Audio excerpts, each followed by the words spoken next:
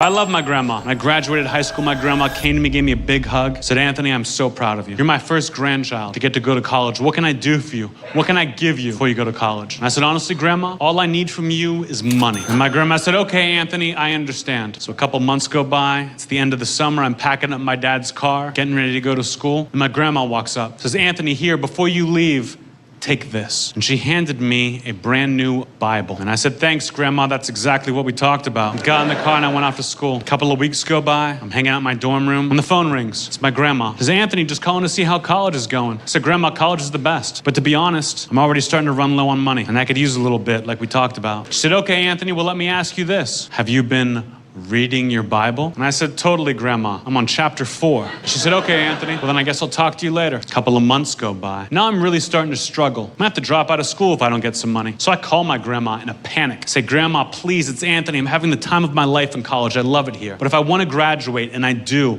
I need you to send me some money like we talked about." She said, "Well, Anthony, let me ask you this. Have you been reading your Bible?" And I said, "Yes, Grandma. I wish it was longer." And she said, "Okay, Anthony. Well, then I guess I'll talk to you later." Finally, it's the end of the school year. I've got straight A's, but I'm dropping out of college because I have no more money left. And I'm furious. I'm close to tears cleaning out my dorm room when the phone rings. It's my grandma. She says, "Anthony, I heard you're dropping out of school today. How come?" And I said, "You know goddamn well how come, Grandma."